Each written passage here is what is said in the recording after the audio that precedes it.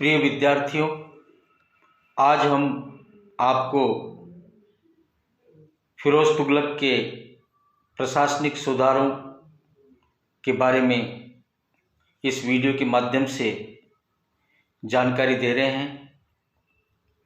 फिरोज तुगलक का जन्म 1309 ईस्वी में हुआ था।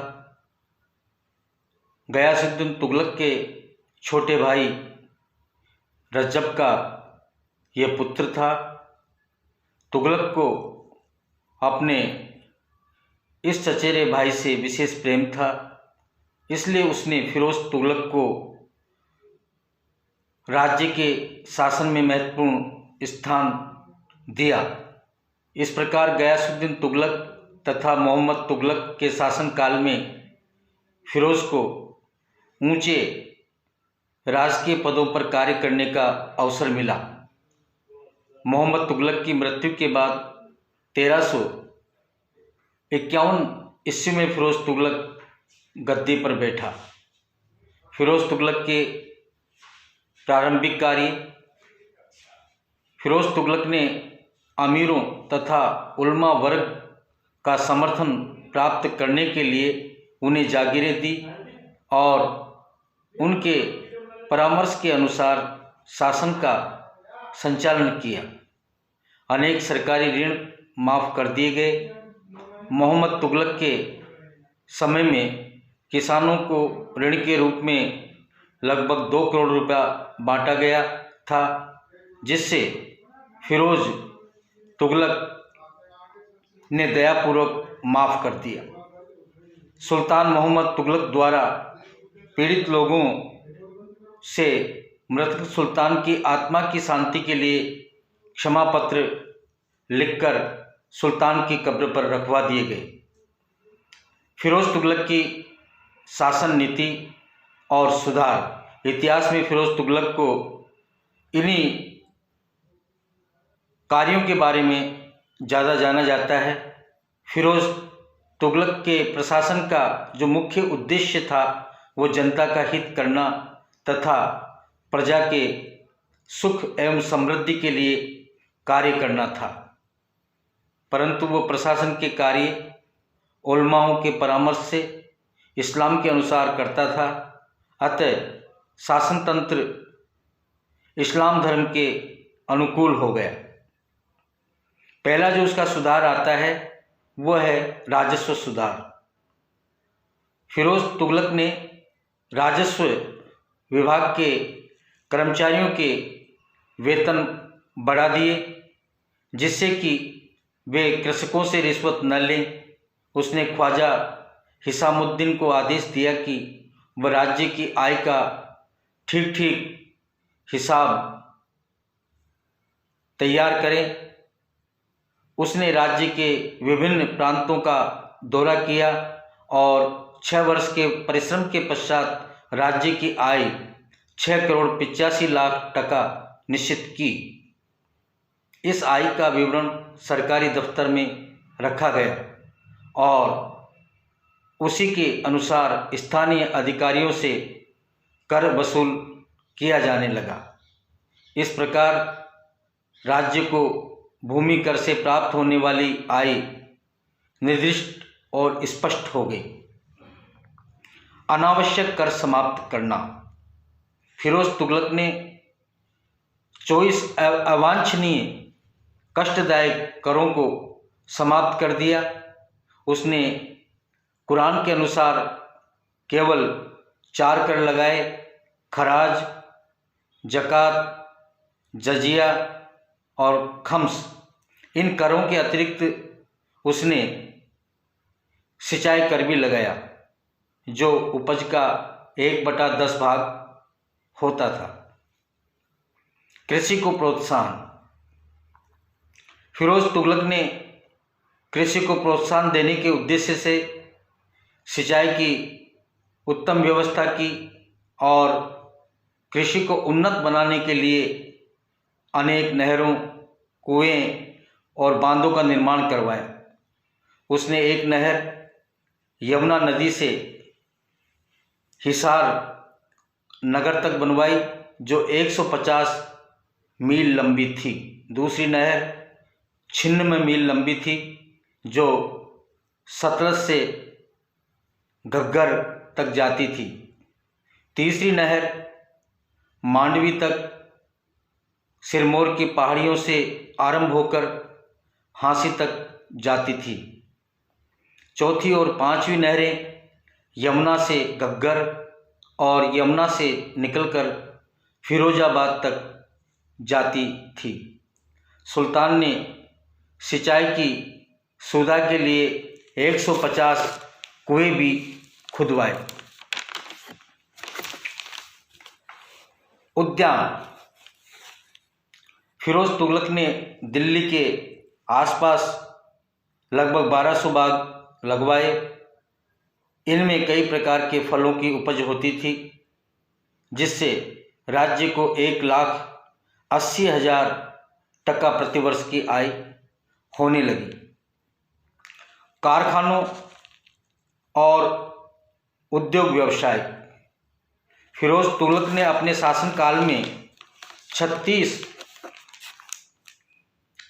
कारखाने स्थापित किए, जिनमें विभिन्न प्रकार की वस्तुओं का निर्माण होता था। इन कारखानों से राजप्रसाद, राजमहलों, राजकीय उपयोग में आने वाली वस्तुओं का, दरियों का और गलीचों का निर्माण होता था।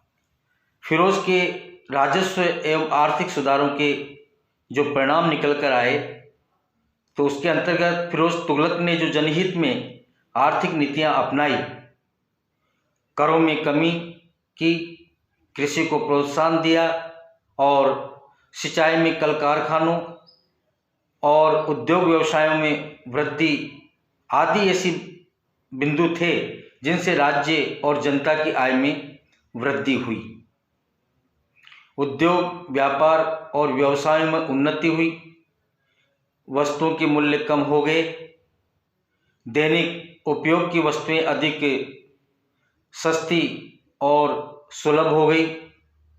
खेती की सुविधाओं के कारण केवल दोआब में ही 52 उजड़ी हुई बस्तियां पुनः बस गई।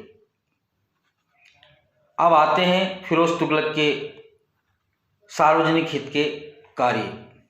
फिरोज तुगलक ने अपनी प्रजा की भलाई के लिए अनेक कार्य किए। उसने बेरोजगारों को रोजगार दिलाने के लिए एक काम दिलाओ दफ्तर स्थापित किया। फिरोज तुगलक ने निर्धन मुसलमानों की सहायता के लिए राजधानी में एक दीवानी खैरात विभाग स्थापित किया। फिरोज तुगलक ने राजधानी दिल्ली में एक विशाल सफाखाना खैराती अस्पताल स्थापित किया, जहां रोगियों की निःशुल्क चिकित्सा होती थी और उन्हें मुफ्त औषधियाँ और भोजन भी मिलता था। सार्वजनिक निर्माण के कार्य। फिरोज तुगलक की भवन निर्माण कला में विशेष अभिरुचि थी। उसने नए नगरों का निर्माण करने और प्राचीन नगरों का पुनः नामकरण करने का बड़ा शौक था। सुल्तान ने अनेक मस्जिदों, राजप्रसादों, जलाशयों, अस्पताल आदि का निर्माण करवाया। सुल्तान ने फिरोजाबाद, फतेहाबाद, जौनपुर, हिसार, फिरोजपुर आदि नगर बसाए। न्याय व्यवस्था और दंड विधान।